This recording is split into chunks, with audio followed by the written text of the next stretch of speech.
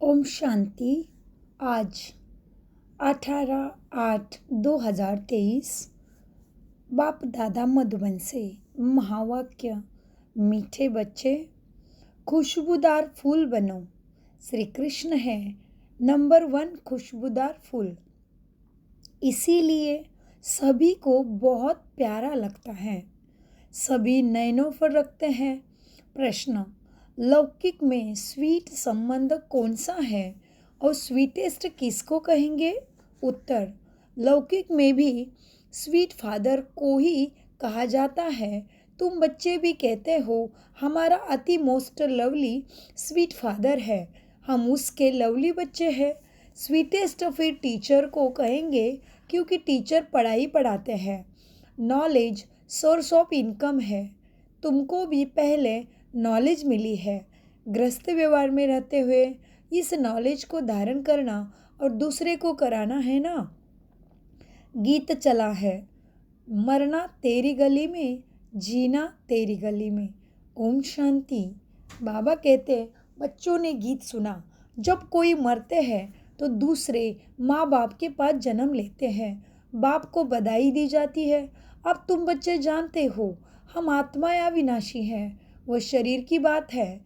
एक शरीर छोड़ दूसरा लिया, अर्थात शरीर के एक पिता बदल के दूसरे पति के पिता के पास जाएंगे। ऐसे तुमने 84 साकार बाप लिए हैं। वास्तव में हो निराकार बाप के बच्चे, लेकिन शरीर में आते हो तो तुम सतो रजतमो में चले जाते हो। हमारा मोस्ट विलेवर्ड बाबा है, मोस्ट लवली बाबा है। बाबा भी कहते हैं sweet children, sweet children, sweet, sweeter, sweetest. अब स्वीट कौन है? लौकिक संबंध में भी फादर है, स्वीट होता है। फिर स्वीटेस्ट कहेंगे बाबा को, माना टीचर को। टीचर अच्छा होता है ना, फिर भी पढ़ाते हैं।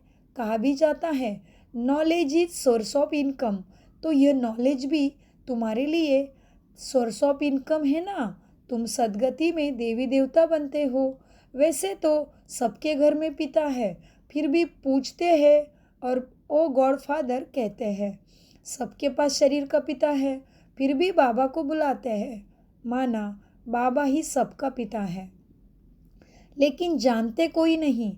उसी पिता के लिए इतने सारे ग्रंथों में, स्क्रिप्चर में जो भी लिख के रखा है उससे कुछ भी नहीं मिलता है। ब्रह्मा विष्णु महेश, माना शंकर, ब्रह्मा और विष्णु, ये भी भाई भाई है। इनको ऐसे किसने बनाया? वो भी शिव बाबा ने बनाया। अभी तुम सब जानते हो कृष्ण को दिखाते हैं, द्रौपदियों को साड़ी देता है। 21 साड़ियाँ दी। बाबा कहते कितनी सोचने की बात है, कोई 21 साड़ियाँ पहन सकता है क्या? लेकिन इसमें से अर्थ नहीं जानते। शिव बाबा ही तुम्हें 21 जन्मों में अपवित्र होने से, नंगन होने से बचाते हैं। श्री कृष्ण के लिए ये लिख के सारा गड़बड़ कर दिया। तुम सभी ही बाबा की द्रौपदिया, पार्वतिया, अर्जुन हो।